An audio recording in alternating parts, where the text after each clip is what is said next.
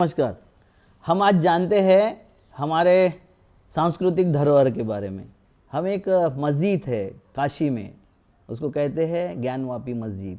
वो महाराजा ज्ञान सिंह राणा के नाम से है। अकेली मस्जिद है, पूरे हिंदुस्तान में अकेली मस्जिद है जो हिंदू राजा के नाम पर थी, नाम पर अभी भी है। वो ज्ञानवापी कहते हैं उसको। और उसका इतिहास कहते हैं कि औरंगजेब ने जब वहाँ आए थे तो औरंगजेब ने उस मंदिर को तोड़ा, शिव मंदिर को, और वहाँ वो मस्जिद बनाई। और उसमें एक कहावत और लिख दी कि 40 मन जनेऊ, इतने जनेऊ ब्राह्मण काटे बिना औरंगजेब खाना नहीं खाते थे। एक जनेऊ का वजन होता है 2 से 3 ग्राम। 40 मन जनेऊ आप समझ लो, एक दिन में पूरी कौम समाप्त हो जाती थी। तो ये झूठी कहावतें, झूठे टोटके और सब किस लिए गढ़े जाते हैं और इसका किसको फ़ायदा होता है, इसको समझने की ज़रूरत है। अब उस मस्जिद के बारे में देखते हैं कि बोला है औरंगजेब ने तोड़ा है।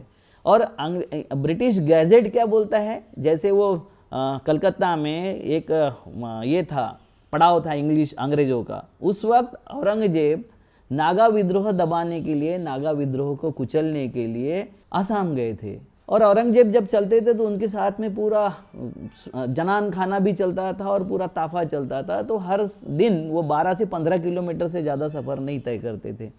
जब वहाँ उन्होंने नागा विद्रोह को कुचल के वापस आ रहे थे तो वहाँ उनके साथ में 12 राणा थे। राणा मतलब राजपूत राजा थे।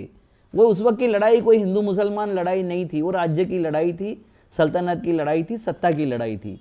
तो वो जब वापस आ रहे थे तो राणाओं ने बोला कि यहाँ हमारा एकलिंग जी का सबसे बड़ा मंदिर है, हम उसकी पूजा अर्चना करना चाहते। तो औरंगजेब बोला कोई बात नहीं, यहाँ 2 दिन पड़ाव रहेगा। गंगा के दूसरे बाजू में औरंगजेब का पड़ाव डाला गया। और ये राजाओं की रानियाँ अपनी दासियों के साथ में शिवाभिषेक करने के लिए वहाँ पहुँच गई। शाम को पता चला अभिषेक के आते वक्त कि कच्छक की महारानी और उसकी दोनों दासियाँ गायब है, वो कहीं दिख नहीं रही थी कहीं। तो उसको खोजना शुरू हो गया और खोजते खोजते रात हो गई। जितने वहाँ पुजारी थे उसको कॉर्डन करके लाया गया औरंगजेब के सामने। पूछा गया, उन्होंने कुछ नहीं बताया। किसी हेर ने, औरंगजेब के हेर ने बताया कि इस मंदिर के नीचे तहखाना है।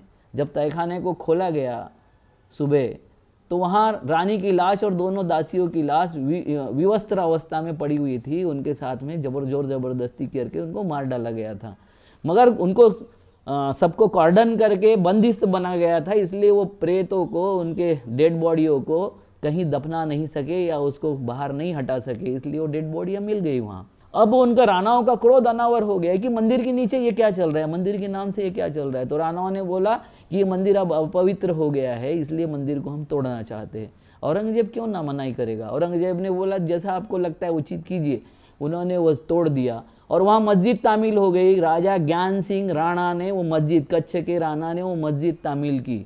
और उसके बाद में क्या हुआ, मस्जिद तामील होने के बाद कि वहाँ के जितने पुजारी थे, पंडित थे जो वहाँ पूजा करते थे, उनको सबको मारा गया, उनकी सबकी जान ली गई, क्योंकि वो किसी का नाम बताने को तैयार नहीं थे। तो सबको दोषी पकड़ के उनको मार दिया गया। तो इन्होंने पूरा सब तरफ, चारों तरफ बवाल मचा दिया कि औरंगजेब ने हिंदुओं की हत्या की, उनकी ब्राह्मणों की हत्या की। ये सच नहीं था, अपराधियों की हत्या की थी। और अपराधियों का हत्या करना ये राजधर्म होता है, राजा का कर्तव्य होता है, वो उसने पूरा किया। मगर वो मंदिर तो अब टूट गया था, पिंड बाजू में स्थापित हो गई थी। वहां मंदिर बनाने के लिए जब बचे हुए जो थे, जो गागा भट्ट यहाँ आया था छत्रपति शिवाजी का राज्याभिषेक करने, वो एक परिवार बच गया था क्योंकि वो उस वक्त वहां नहीं था हाजिर।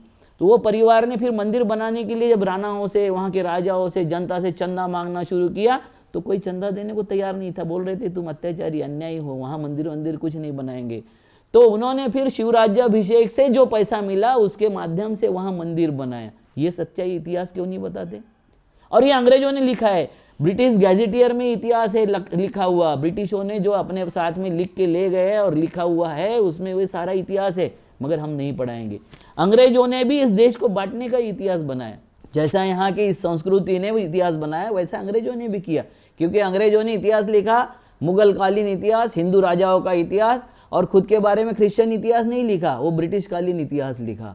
ये इतिहास को जो बांटने की परंपरा उन्होंने शुरू की, वो परंपरा अभी तक शुरू है, और जिसके माध्यम से यहाँ विभाजन इस कगार पर आ गया कि एक दूसरे के दुश्मन के तौर पर सारी कम्युनिटियाँ खड़ी हो गई है। ये देश का बहुत बड़ा दुर्भाग्य है। हमको देश का सच्चा इतिहास समझने की आज ज़रूरत है। नमस्कार।